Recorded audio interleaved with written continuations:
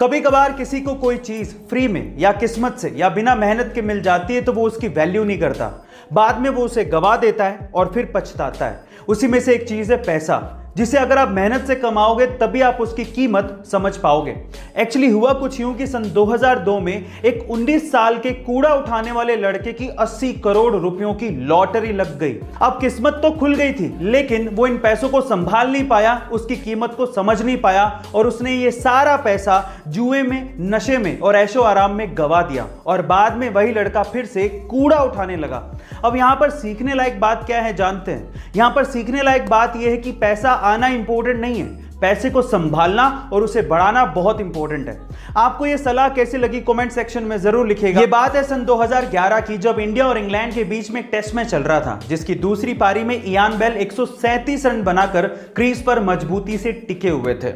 इतने में ईशांत की एक बॉल को मॉर्गन ने बाउंड्री की तरफ भेज दिया। इयान बेल को लगा कि वो बाउंड्री हो चुकी है और इसी वजह से वो क्रीज में वापस लौटे नहीं। जब बॉल वापस आई तो एक इंडियन खिलाड़ी ने उन्हें रन आउट कर दिया और थर्ड अंपायर ने भी माना कि ये रन आउट है, लेकिन फिर भी तब कप्तानी कर रहे MS धोनी ने अपने रन आउट की अपील को वापस ले लिया और इयान बेल वापस से क्रीज पर आए और अपनी बैटिंग की।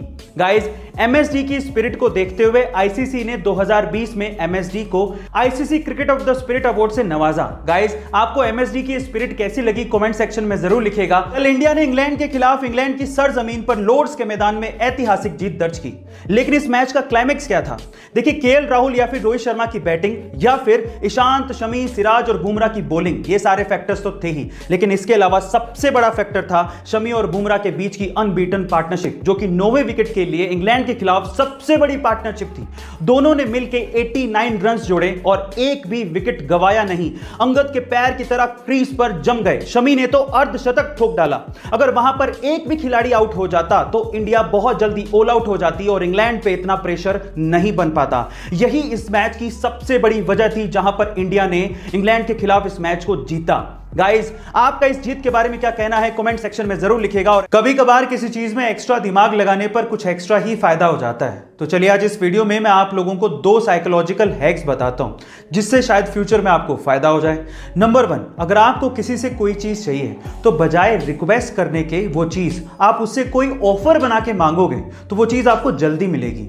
नंबर 2, अगर आप किसी इंटरव्यू में जा रहे हो तो एक चीज हमेशा याद रखना, लोग हमेशा जो पहले और जो लास्ट में होता है उसे याद रखते हैं, लेकिन जो बीच में होता है उसे अक्सर याद नहीं रखते। इसलिए जब भी आपका इंटरव्यू शेड्यूल्ड हो तो आप कोशिश करो या तो पहले जाने की या सबसे लास्ट में जाने की, आपको जरूर फायदा होगा।